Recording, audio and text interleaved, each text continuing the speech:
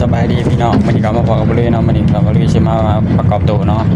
นี่ก็คือการตอนประกอบตัวของน้องงานเฮามันนี่เนาะสิประมาณนี้เนาะทุกคนเนาะนี่เขาก็มาทากาวกันเนาะประกอบตัวขึ้นตัวงานใหม่เนาะยิงแม็กเนาะยิงแม็กแล้วบัดนี้ยิงแม็กได้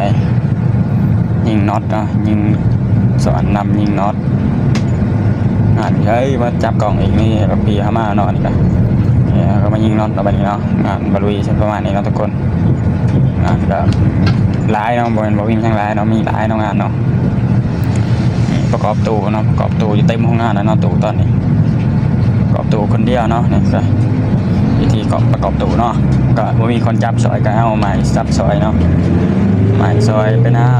ำอยู่คนเดียวหันหน้าหันหลังอยู่เนาะหันหน้าหันหลังอยู่จักชิ้นยิงแม็กยิงน็อตเนาะติดเอ็ดเสร็จกาวติดแล้วไม่ออกไม่เน็ตหลายอย่างเห็นเนาะตัวสวยเนาะตัวสวยครับยิงขาดตู้ยิงตัวหับท็อปเนาะงานนี้ก็ขึ้นบ่อยากบ่ง่ายเนาะงานตัวนี้เนาะขึ้นง่ายอยู่ตู้นี้งานนี้ขึ้นง่ายเนาะตัวผู้บ่เคยเห็นก็ยากเนาะคนบ่เคยเห็นก็คนเคยเห็นก็ง่ายเนาะงานนี้ก็แบบนี้แหละงานก็สู้ชีวิตเลยเนาะงานบาลุย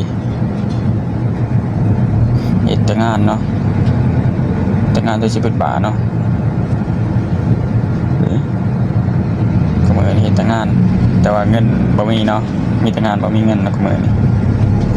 นี่แหละงานบาลุยก็ได้เนาะมีสำนี้แล้วงานบาลุยก็ได้นี่ขึ้นตู้ประกอบตู้ประมาณนี้แล้วงานก็ได้งานก็จะประมาณนี้เนาะนี่งานครับขึ้นตู้ยิงตู้นะทุกคนนี่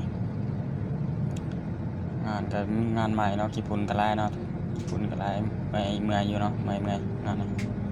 วันนี้บริษัทยังเอาแพ้มาเห็นน้ำนอนยันอยู่น้ำบ่ได้เนาะงานนี้เห็นคนมา2-3 คนกับแต่บริษัทมาได้ไป10 คนเลยเนาะออก10 คนเลยอยู่บ่ได้งานมันค่อนข้างจะซีเรียสเนาะงานละเอียดงานมันละเอียดต้องอดทนเนาะอยู่ทนเนาะอยู่ได้เนาะไว้อดทนเนาะบริษัทนี่อยู่ทนอดทนเนาะ